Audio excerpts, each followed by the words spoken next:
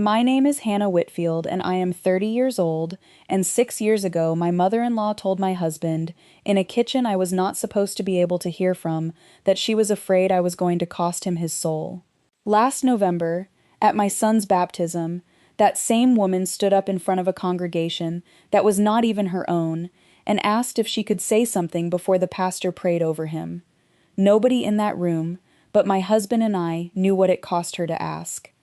I want to tell you about the 6 years in between, because I think a lot of you have lived some version of them, and I do not think enough of us ever hear how a story like this actually ends. If you have ever loved someone whose family looked at you like a threat to their faith instead of a gift to their family, this one is for you. Go ahead and subscribe and tell me in the comments where you are listening from, because I read every single one. Let me take you back to a Sunday afternoon in Coldwater, Tennessee, and to the day I understood exactly where I stood with Diane Whitfield. Coldwater sits about 35 minutes east of Knoxville, the kind of place with one blinking light, a food city, a Dollar General, and 4 churches for a town of under 3,000 people, which tells you most of what you need to know about how seriously everyone there takes their Sundays. I work as a bookkeeper for a small dental practice in Knoxville, 3 days a week now that the children are in school.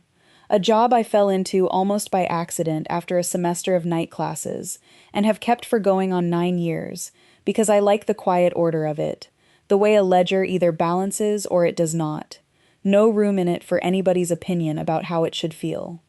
It is not a job that has anything to do with this story on the surface of it, except that I think it shaped the way I handled Diane more than I understood at the time. A ledger teaches you patience with small numbers that do not yet add up to anything, and to trust that if you keep entering them honestly, the total eventually tells you the truth whether you are ready to hear it or not.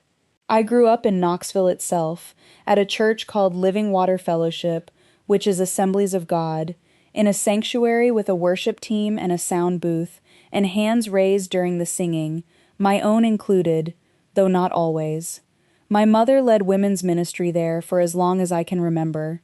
My father worked at the utility company and played bass on Sunday mornings before Caleb ever thought about picking one up. And some Sundays I still think that is where I first noticed my husband, watching a lanky, quiet man stand next to my dad on a stage neither one of them wanted to be seen enjoying.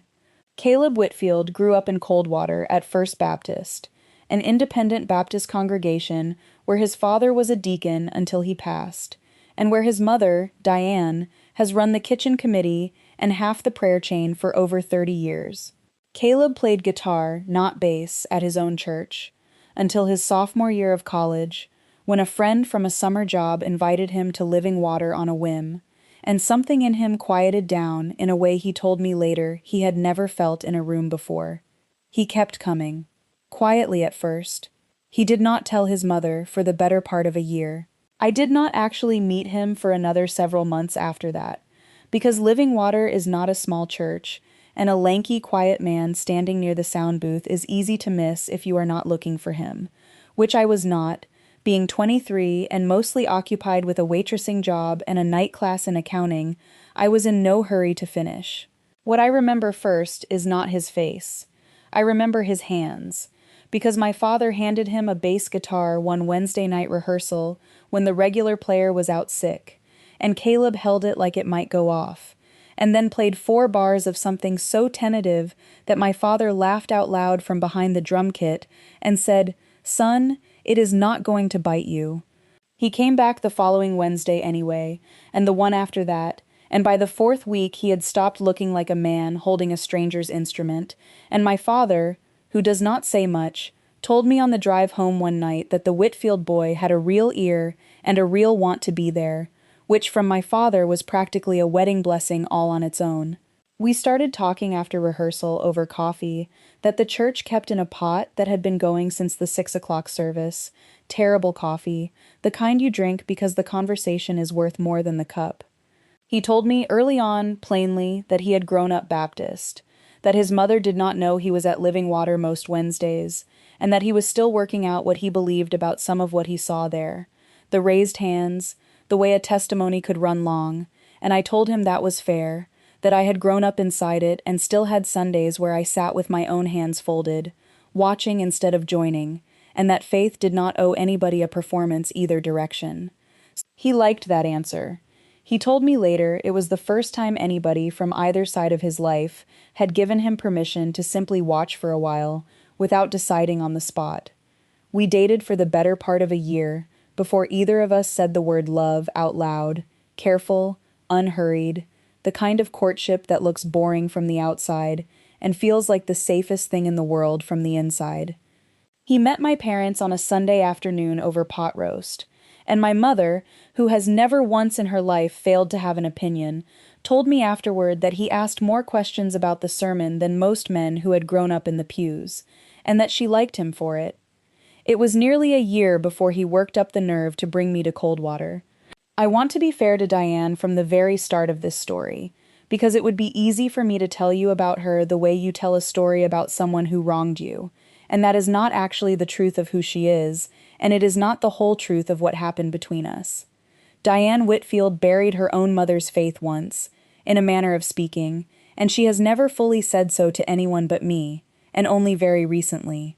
Her mother, Ruth, left the Baptist church when Diane was 9 years old and joined a Pentecostal congregation 2 towns over, and within 3 years Ruth had left Diane's father too, and the family that split apart afterward blamed the church for it, correctly or not, for the rest of their lives. Diane grew up believing, with her whole chest, that a certain kind of worship, the kind with raised hands and altar calls that ran long and testimonies that got loud, was the exact hinge on which her family had come apart. She was not against joy. She was against what she believed joy had cost her as a child. So when her only son started slipping off on Sunday nights to a church with a worship band and a woman on the platform, Diane did not see a young man finding his own faith. She saw her mother's story starting over again in her own house. I did not know any of that the first time I met her. Caleb brought me to Coldwater for a Sunday dinner about 4 months after we started dating. I wore a dress I had bought specifically for the occasion, modest, navy, nothing that could be mistaken for anything but respectful, and I brought a peach cobbler because my own mother told me you never show up empty-handed to a southern kitchen no matter which denomination is running it. Diane answered the door with a dish towel over her shoulder and looked at the cobbler before she looked at me. She was polite. I want to be precise about that word, because polite and warm are 2 very different things, and I learned to tell them apart in her house long before I could have explained the difference to anyone else. She asked me where I went to church. I told her. She said, in a voice with absolutely nothing wrong with its tone, "Well, that's a lively bunch over there, isn't it?" and turned back to the stove. Caleb's father, Robert, was still alive then, a deacon with a quiet handshake and kind eyes, and he asked me more questions in that one dinner than Diane asked me in the next 2 years combined. He asked what my father did. He asked if I liked to fish. He laughed at something I said about growing up the daughter of a church bass player, and Diane, across the table, did not laugh, and I noticed that she noticed that he had. I told my own mother about it that night on the phone. She said, "Give her time, honey. People are allowed to need time." I believed her. I did not yet understand how long a time Diane Whitfield had been counting. Caleb proposed the following spring, on the dock at Cedar Lake where his father used to take him fishing. No big speech, just Caleb saying he did not want to spend 1 more year of his life figuring anything out without me in it, and me saying yes before he had entirely finished the sentence. He called his mother that night. I was sitting right there. I heard her voice come through the phone, thin and careful, and the first thing she said, before congratulations, before asking to speak to me, was, "And what will you do about church?"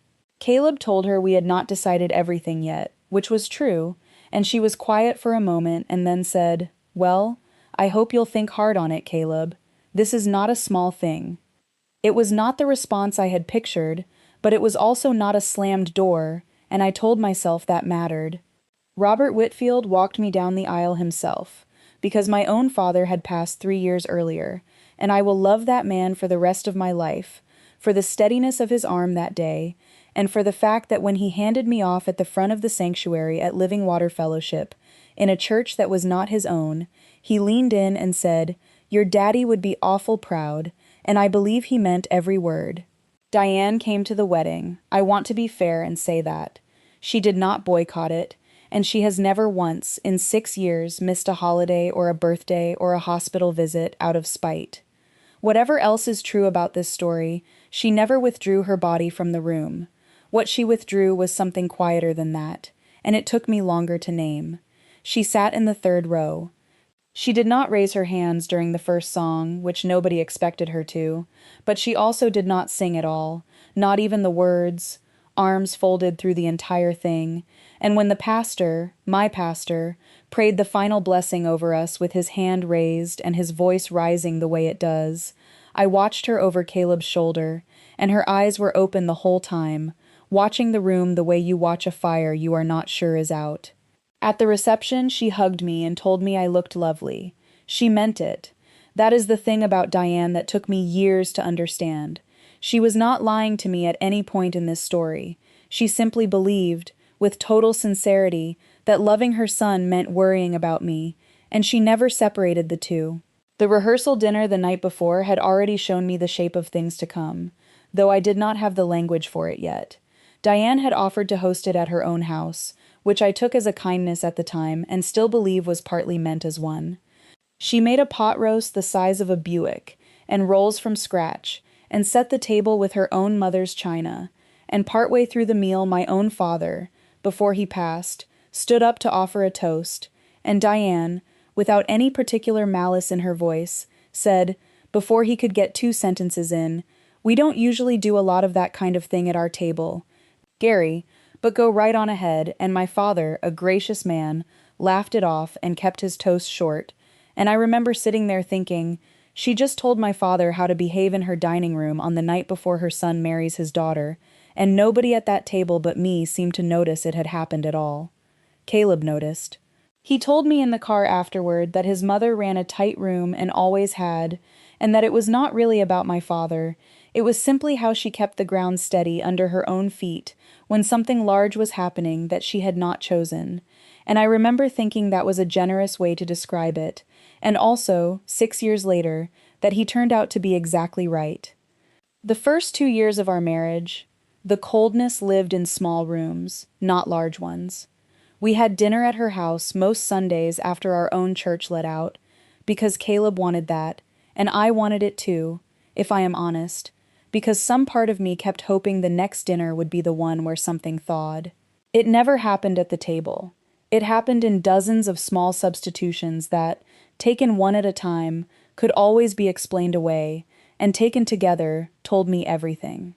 She stopped asking me what my church was doing for its missions conference, though she asked Caleb about First Baptist every single year without fail. When we told her I was expecting, she bought a small cross to hang over the nursery before we had even picked out a color for the walls, and it was lovely, and I hung it, and I meant that too, but I noticed that she never once asked whether we planned to have the baby dedicated or baptized at either church, because I think some part of her did not want to hear the answer out loud. There was a Thanksgiving in our second year where her sister-in-law, my aunt by marriage now, a kind woman named Pearl who has never said an unkind word to me in her life, asked me across the table what it was like at my church, genuinely curious, and before I could answer, Diane said, from the other end of the table, without looking up from the dish she was passing, "Well, they get pretty carried away over there, don't they?" and laughed a small laugh that had no warmth in it at all, and the table went quiet for exactly as long as it takes a person to decide whether to say something, and then Pearl changed the subject to the dressing, and we all let her. Caleb heard it. I watched him hear it. He did not say anything either, not that day, and I want to tell you honestly that this is the part of the story where I was the angriest at my husband, angrier than I ever was at his mother, because his mother was being who she had always been, and he was the one choosing silence in the moment it mattered most. We drove home that night, and I cried the whole way. Not loudly, just steady, the kind of crying you do when you are trying not to wake a sleeping baby in the back seat. And Caleb reached over and held my hand on the console and said, "I should have said something." And I said, "Yes, you should have." And he said, "I will next time." And for a long while he did not. And I want you to sit with that, because this is not a story where the husband gets to be perfect. He loved two women who did not know how to be in the same room.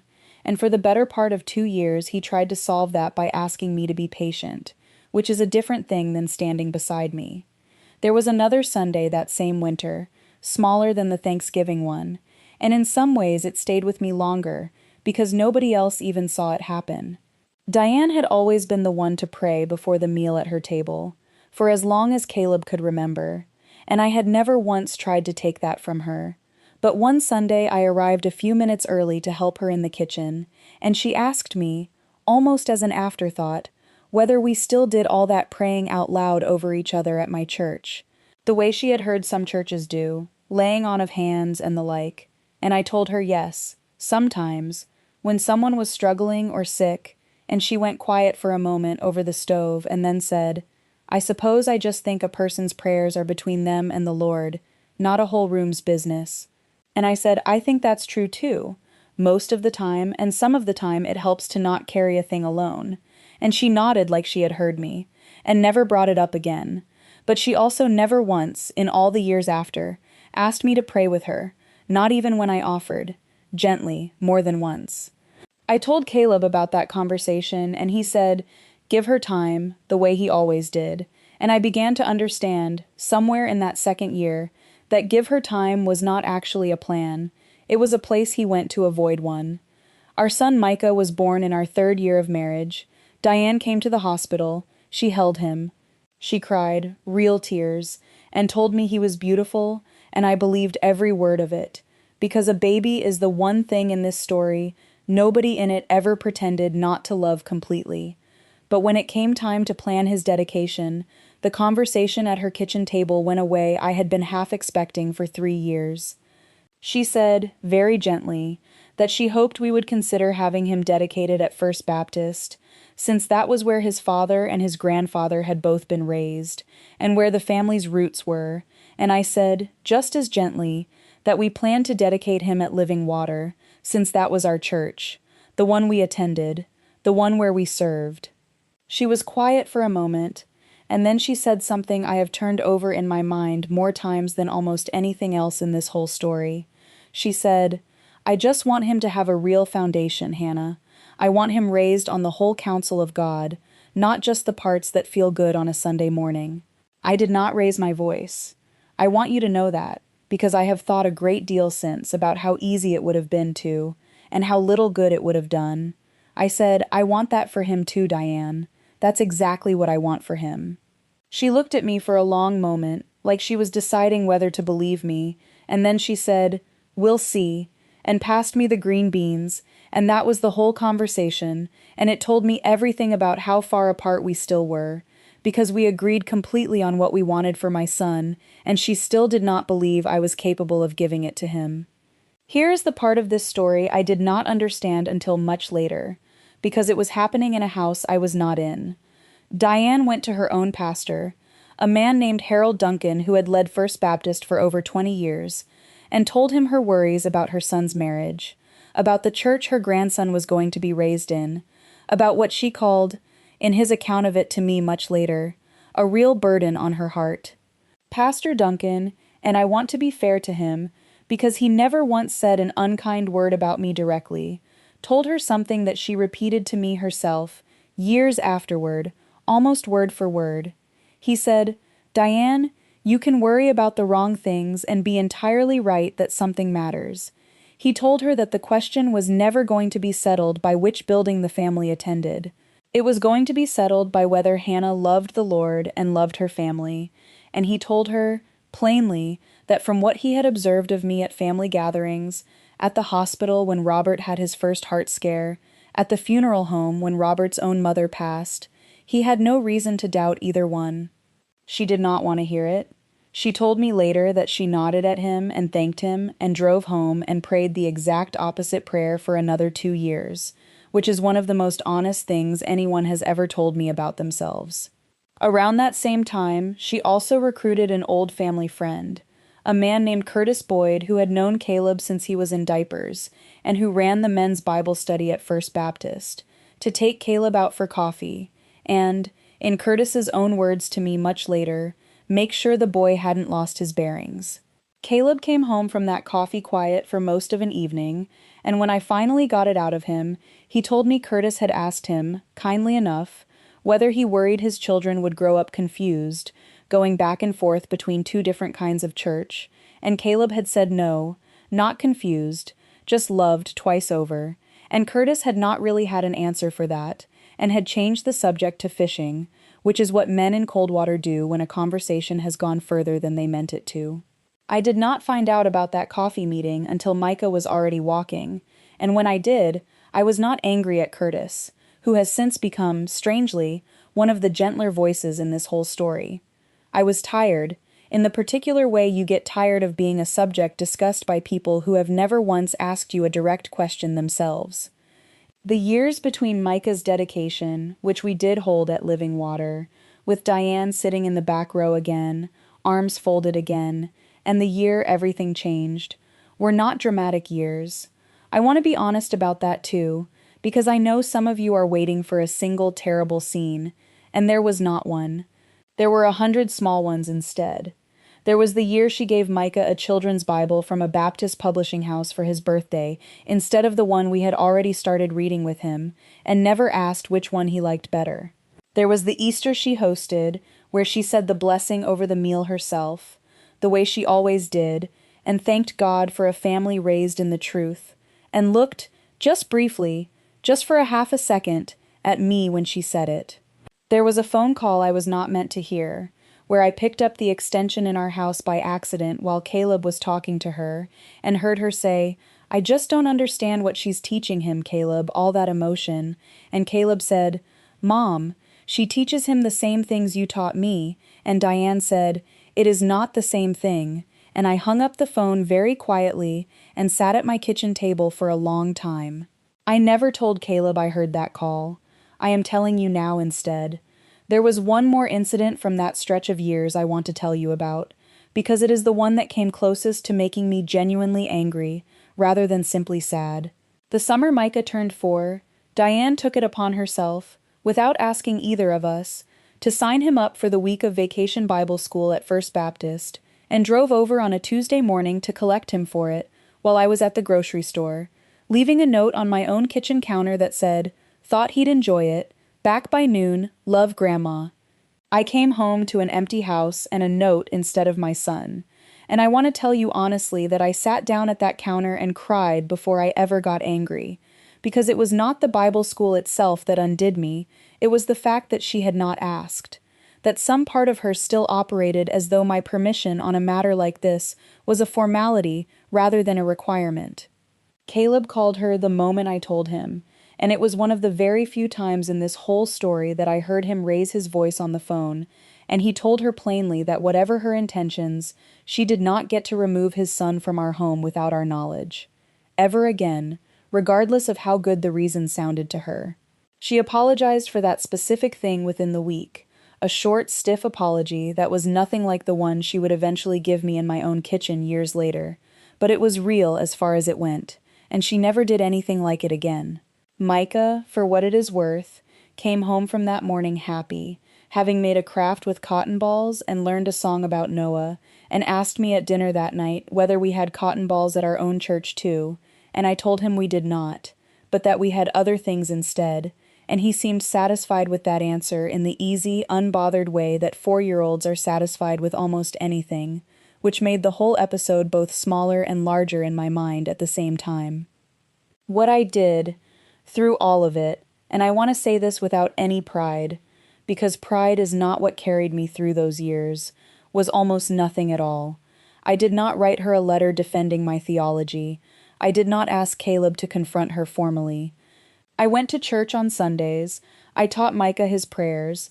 I read my Bible most mornings at my kitchen table with a cup of coffee going cold beside it, not because anyone was watching, but because it is simply the shape of my days and has been since I was a girl.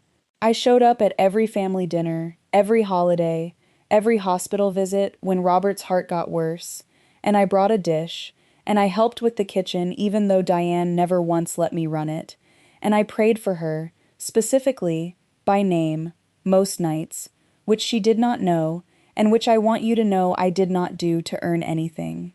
I did it because that is what you do with a person who frightens you and whom you have decided to love anyway. Robert Whitfield passed in our 4th year, quietly, in his sleep, after years of a weak heart nobody quite wanted to name out loud. I sat with Diane in the front pew at his funeral, my hand on her arm the whole service, and she let me. And afterward, in the fellowship hall, over a spread of casseroles that half the women of Coldwater had brought, she held my hand for a long moment and said, "Thank you for being here, Hannah." And it was the warmest thing she had said to me in 4 years, and I let myself hope, briefly, that grief had opened a door. It closed again within a season. Grief does that sometimes. It opens people up, and then, when the sharpest part passes, they go back to the shape they were before, because the shape they were before is the only one that still feels safe. It was that same spring, a few months after Robert's funeral, that I very nearly stopped trying, and I want to tell you about that too, because I do not think it is honest to leave it out. I drove to my own mother's house on a Tuesday afternoon, with Micah asleep in his car seat, and sat at her kitchen table, the same one I had done my homework on as a girl, and I told her I was tired, down to the bone of being patient, with a woman who was never going to see me as anything but a danger she had married into her family.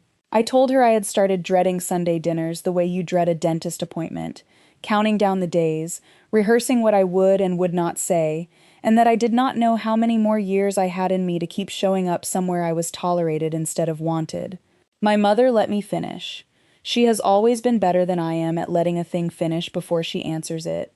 Then she said, "Hannah, nobody would blame you if you pulled back some. Caleb's mother is not owed your whole heart just because she is his mother. But I want you to ask yourself something before you decide anything. Are you staying at that table for her, or are you staying at that table for Micah, and for Caleb, and for the woman you actually want to be in 10 years, regardless of whether she ever comes around?" I did not have a quick answer for her. I sat with it for a long while, watching my son sleep in his car seat on her kitchen floor, and eventually I said, "I think I want to be the kind of person who does not need her to change in order for me to stay kind."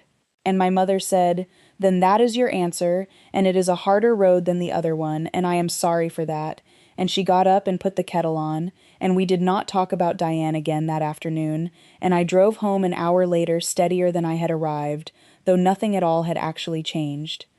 I want to be honest that I did not always live up to what I told my mother that day. There were Sundays in the years after where I was short with Caleb in the car, on the way home for no reason he had earned, where I snapped at Micah over something small because the real thing I was angry at was 40 minutes back down the road. I am not going to pretend those 6 years turned me into some tireless saint. What I can tell you is that I kept getting back up and going the following Sunday, which is a smaller and more ordinary kind of faithfulness than the story makes it sound, and which is, I have come to believe, the only kind that actually holds. Our daughter Ava was born the following year, and by then the pattern between Diane and me had become so familiar it barely hurt anymore. The way an old bruise stops hurting and just sits there, a color under the skin you get used to seeing. Ava's arrival sharpened something in Diane that Micah's had not, though it took me a while to understand why. With Micah, I think some part of her still believed there was time, that a first grandchild's spiritual direction was a thing that could still be nudged one way or another. By the time Ava came, Micah was nearly 3, and saying his own prayers in his own words, in a cadence that was plainly Living Waters and not First Baptist's, and I think Diane looked at her granddaughter and felt something closer to grief than hope, the sense of a door that had already mostly closed. She was not unkind to Ava, not ever, not once. But she got quieter about the whole subject in a way that felt, at the time, more ominous than her earlier comments had, because at least the comments had given me something to answer. I want to tell you about the week everything changed, because I have told it now to enough people that I know exactly which details matter. It was late in our 6th year of marriage, in the middle of February, cold in the way East Tennessee gets cold, gray and wet rather than snowy. Diane had been tired for months, tired in a way she kept calling her age, and had put off a doctor's visit twice because the kitchen committee needed her for the winter revival and then for a funeral dinner, and by the time she finally went, the doctor sent her for scans the same week. Caleb got the call from her on a Tuesday afternoon. I watched his face change while he was still holding the phone to his ear, and I knew before he said a single word to me. Stage 3. In her colon, and in one nearby lymph node. The oncologist in Knoxville wanted to start treatment within 2 weeks. I do not remember deciding to go to the hospital for every appointment.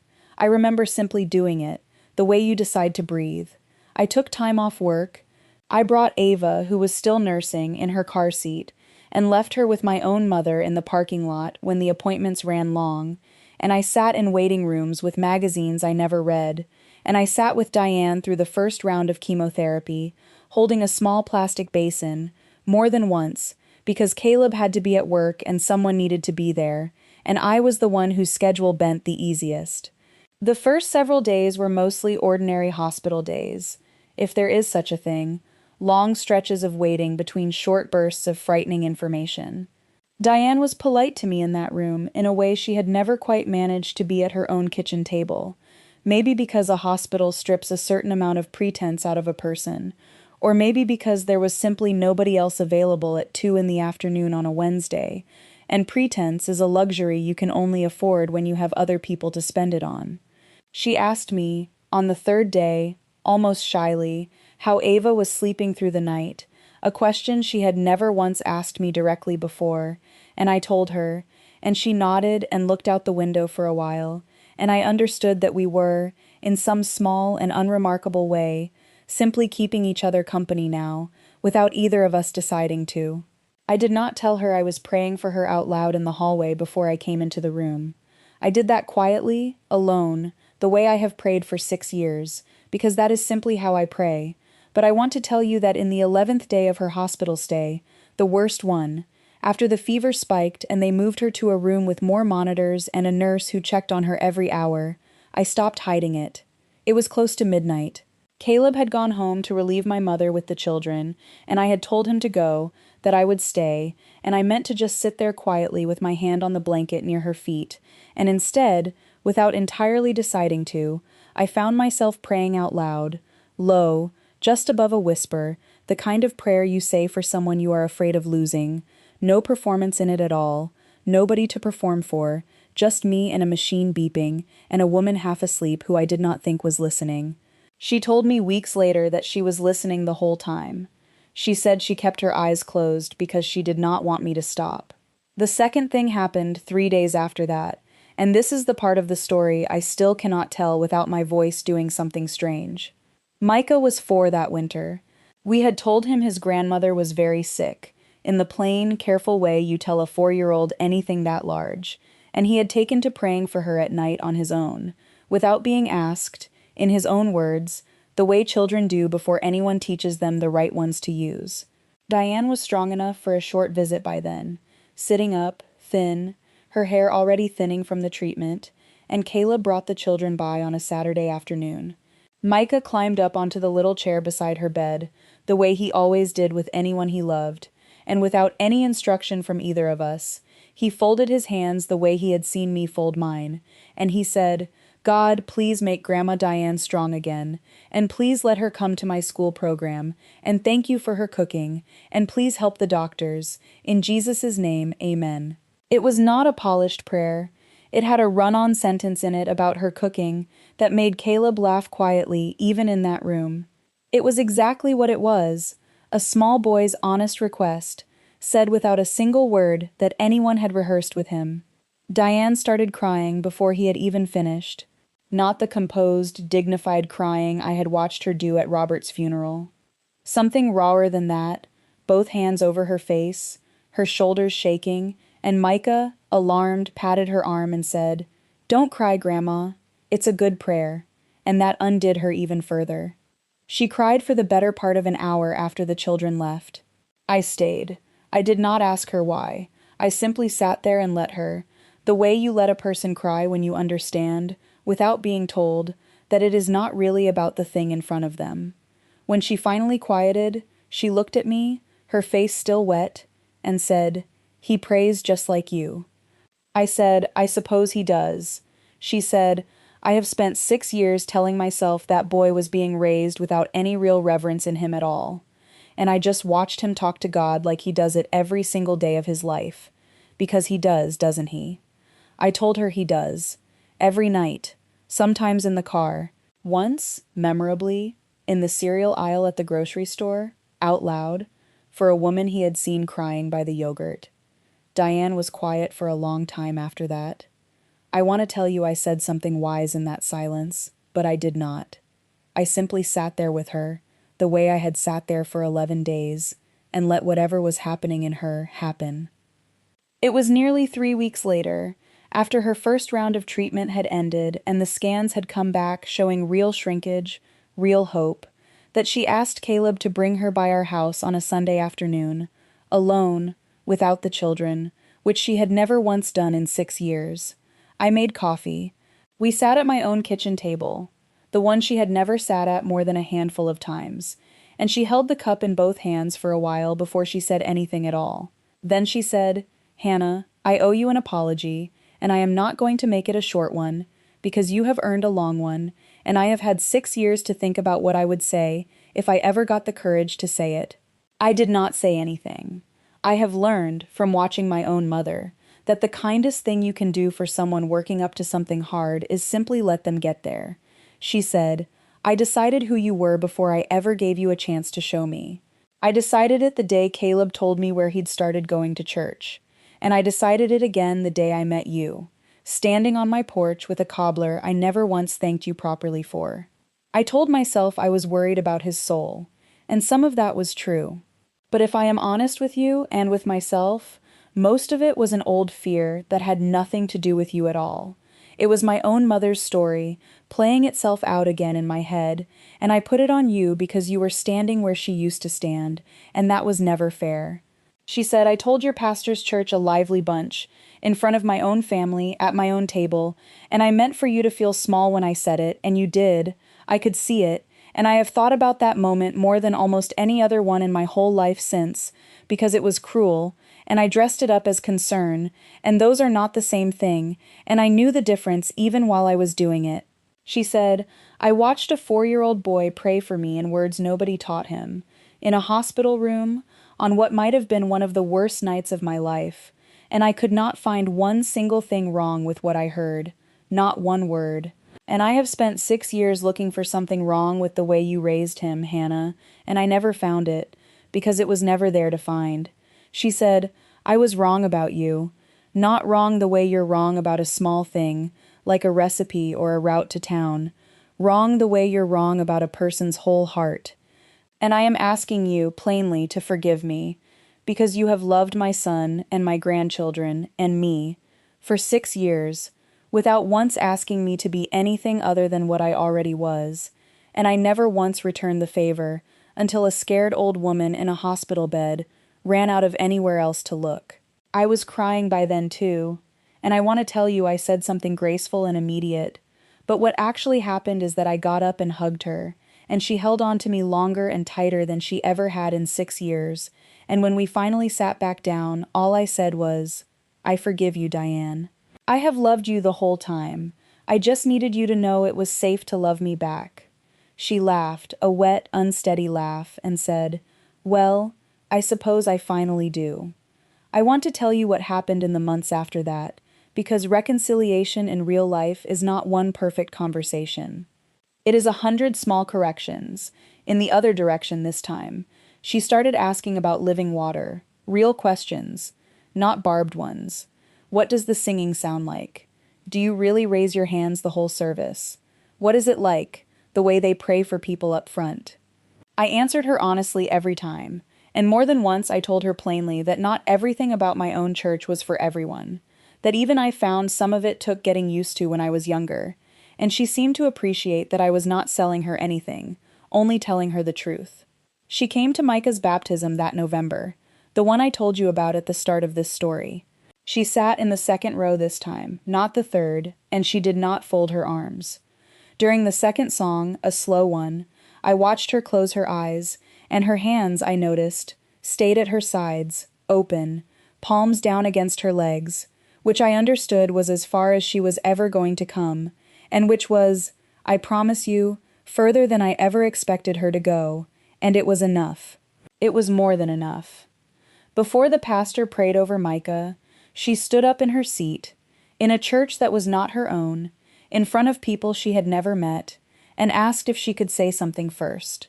She told the room that she had spent 6 years afraid of a church she had never once sat inside of, that she had let an old wound from her own childhood decide what she believed about her son's wife before she ever gave that wife a fair hearing, and that she was standing in this sanctuary today, in front of all of us, because her grandson had taught her more about real faith in one hospital room than she had managed to teach herself in 30 years of being right about everything.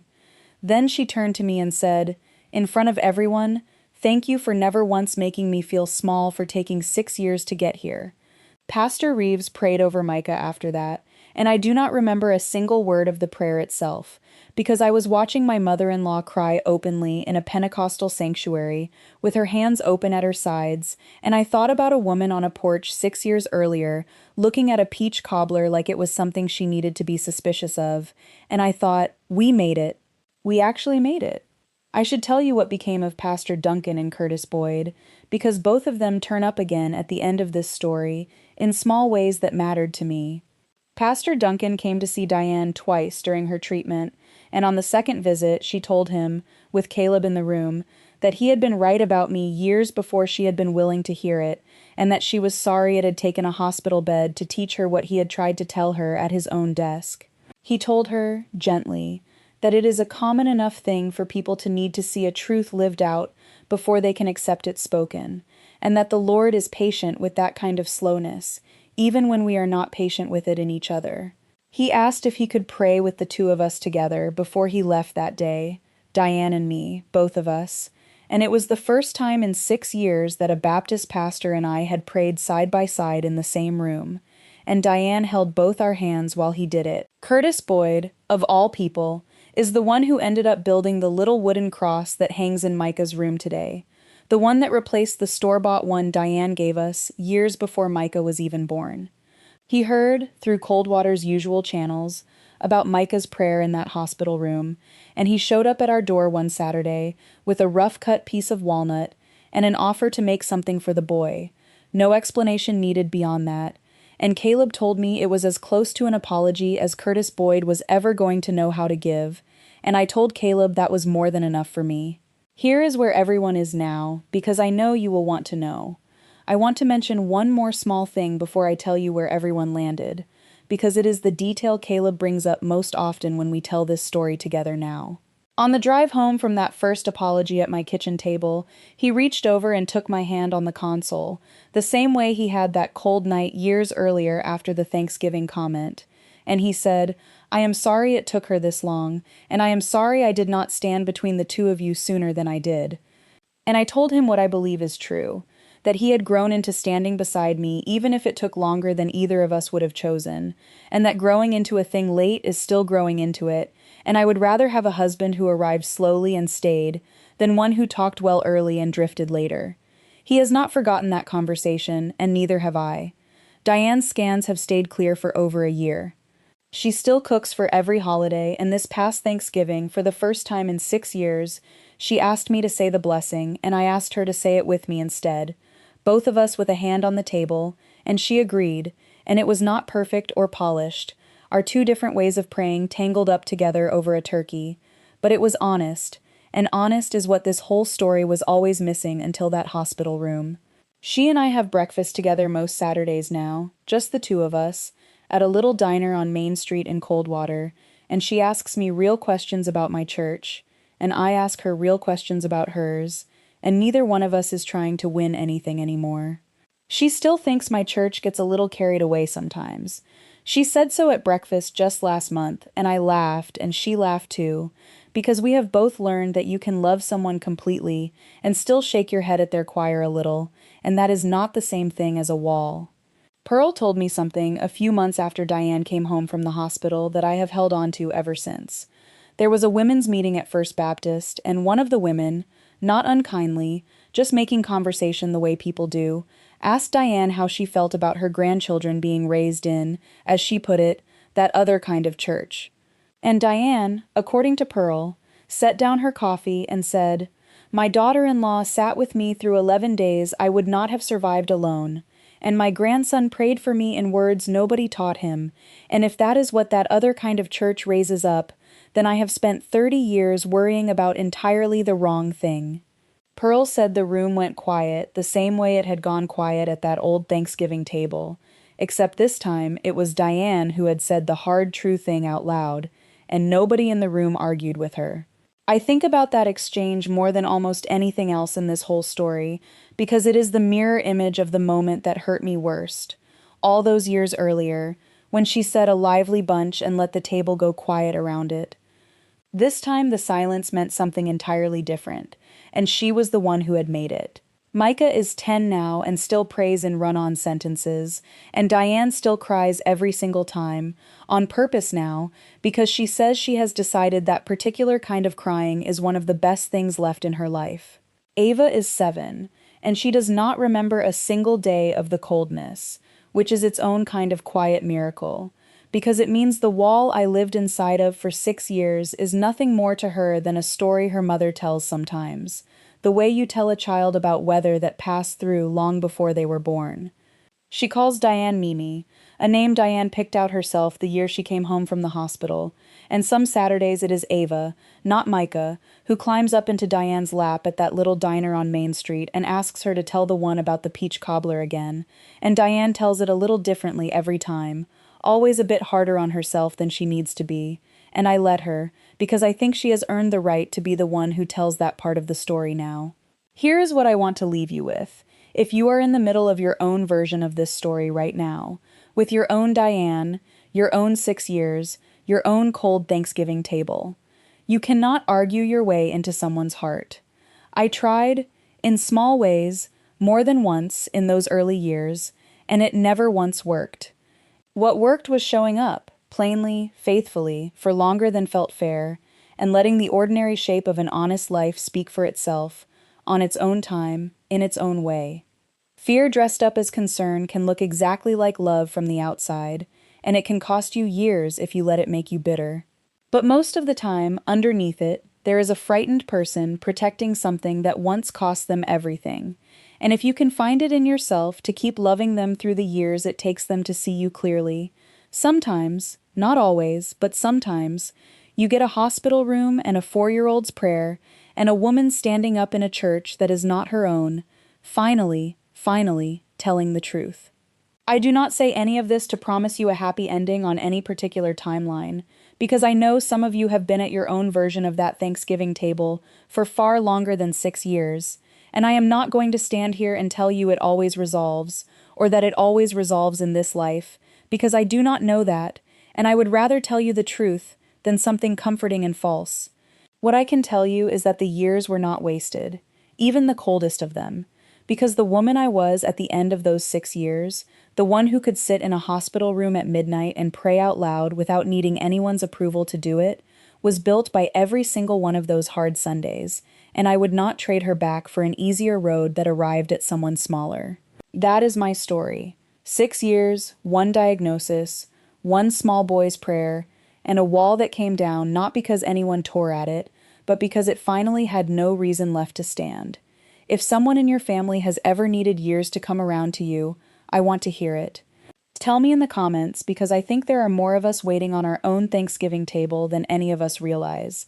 And if this one meant something to you, share it with somebody who is still waiting for their own apology, and if you have not subscribed yet, I would love to have you here for the next one.